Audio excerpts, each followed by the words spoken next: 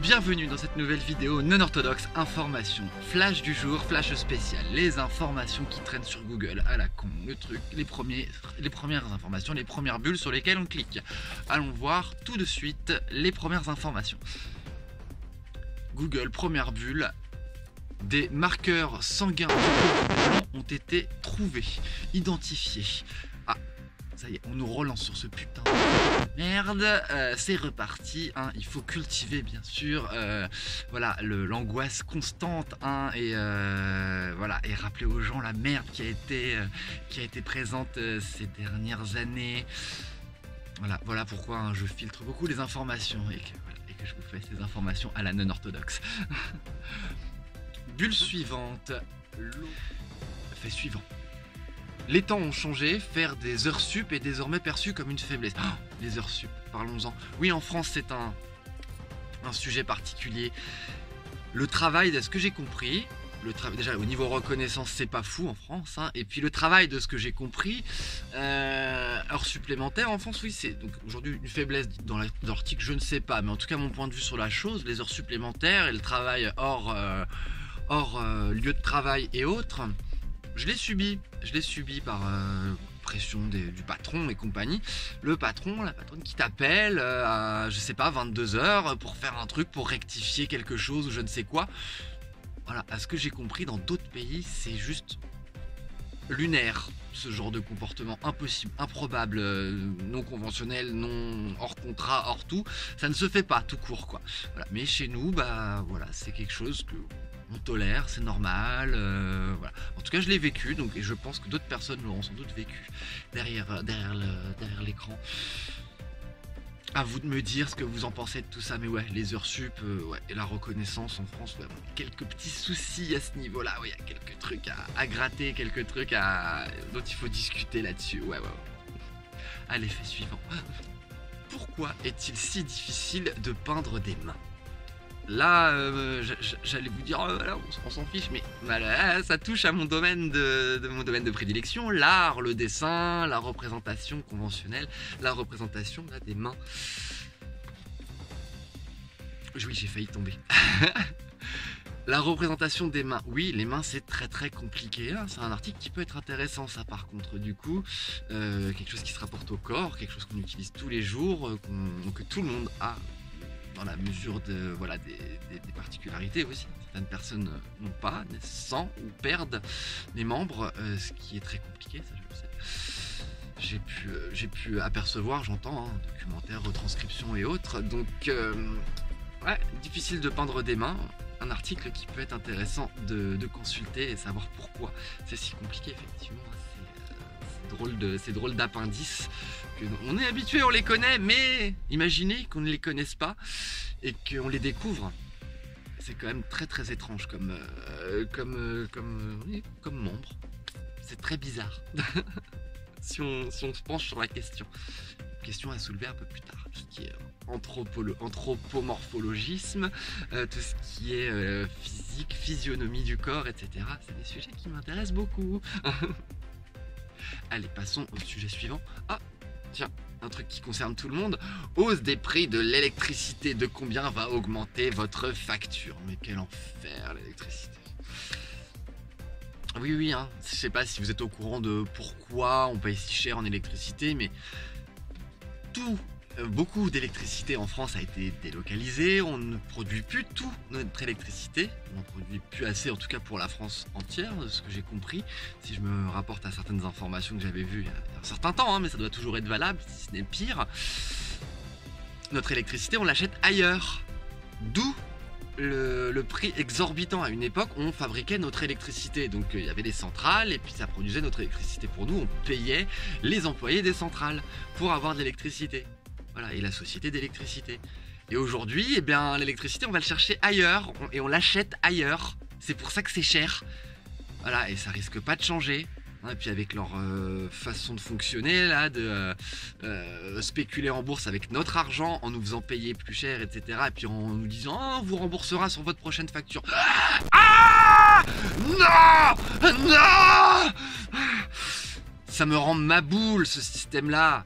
on paye plus, voilà, du genre votre facture a été établie à 80 € l'année précédente.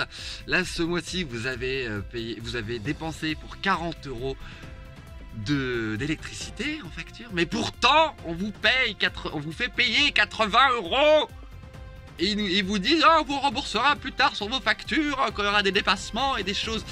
Et donc du coup, en attendant, ils utilisent notre argent. Ils ont plus d'argent que ce qu'ils devraient. Et moi, je trouve ça aberrant. Bref, je sais qu'il y a d'autres systèmes, d'autres sociétés qui fournissent l'électricité, vers qui je devrais me tourner pour pas avoir ce genre de problème. Mais bon, c'est un truc, moi, que je trouve voilà, horrible dans le monde d'aujourd'hui. Voilà, Non-Orthodoxe Info. À l'effet suivant. Colère des agriculteurs, action menée, gouvernement sous pression, le point sur la situation. Oui, l'agriculture en France, ouais. Bah, à force de... Non. En particulier, déjà, nous, dans notre pouvoir d'achat, dans nos achats, etc., hein, ça devient très très compliqué pour tout le monde, je pense. Les agriculteurs, ça fait bien des années qu'on les essore complètement. Ça devient... L'inflation, c'est pour eux aussi, hein, sur les produits pour travailler, pour leur gagne-pain, c'est bien le mot. Tout devient trop cher pour eux, donc c'est pareil, ils galèrent, excusez-moi du terme, mais ils ont du mal à faire. Il y a de plus en plus de fermes qui ferment leurs portes, désolé de la redondance, mais des fermes qui disparaissent du coup parce que n'ont plus les moyens de perdurer. Voilà, à cause du prix des choses, et donc de plus en plus, et de moins en moins plutôt, on a nos agriculteurs en France, nos producteurs, nos petits producteurs, alors que c'est quelque chose qu'il faut cultiver, c'est le mot, cultiver l'agriculture en France, oui, hein, vous pouvez dire ce que vous voulez, voilà, les pécores, les pégus, la campagne, etc. Et ben c'est très cher la campagne, ça nous est très cher, ça nous est très important, très précieux. Il faut les cultiver nos campagnes, il faut les préserver, il faut les savourer, il faut les chérir. Voilà, vive la campagne. Autre fait. Flash spécial cinéma. J'ai vu le film Wonka et sachez que je suis agréablement surprise de cette interprétation. Je n'ai pas encore d'avis ou de... Je l'ai vu qu'une seule fois pour l'instant, faut que je le revoie, que je le digère, que je l'assimile. Mais beaucoup... Oh, Timothée Chalamet. Oh. Oui, je l'aime bien le Gugus, je l'aime bien. Il est charmant, il joue bien. Ah, j'ai pas aimé les doublages chansons français. J'ai pas aimé les traductions. Les traductions, le chant, c'est le chant, mais j'ai pas aimé les traductions. Il faut que je le voie en VO pour me rendre compte un petit peu des chansons en VO. Mais l'interprétation un petit peu, oui, particulière. Comme vous voyez, j'arrive pas encore à sortir les mots, mais j'ai beaucoup apprécié, et beaucoup les clins d'œil au film, le premier film donc de Charlie et la chocolaterie, au deuxième film Charlie et la chocolaterie par Tim Burton, et au livre de Roald Dahl que j'ai lu, que j'étais en primaire. Un bon film, je vous le conseille, c'est un bon moment de cinéma. Ah oui, et chose par contre que j'ai su discerner et voir, ils ont vraiment très bien travaillé l'aspect visuel du film et le goût de l'image. Les couleurs, la colorimétrie est très bien travaillée, et j'ai beaucoup apprécié ce film. Vraiment, j'ai apprécié, et j'ai envie de le revoir et comme je vous dis, d'en savoir un petit peu plus. Flash info spécial jeux vidéo. Jeux vidéo, cinéma, connexion entre les deux univers. Ils sont en train de nous préparer une série BioShock. Voilà, BioShock, jeux vidéo des années 2008, je crois, 2008. J'ai adoré ce jeu vidéo, le 1, le 2, le 3. Ah, BioShock Infinite, qui se passe donc dans un univers steampunk. Je vous prépare une vidéo sur le sujet.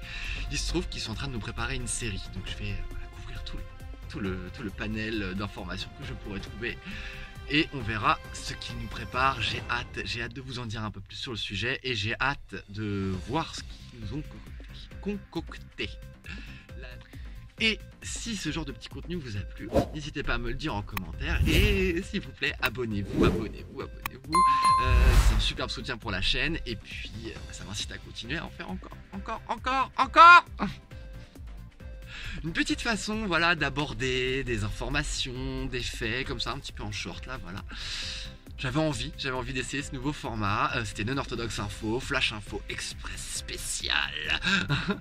La suite au prochain numéro. Coupé. Bye bye. Thierry, à vous les studios.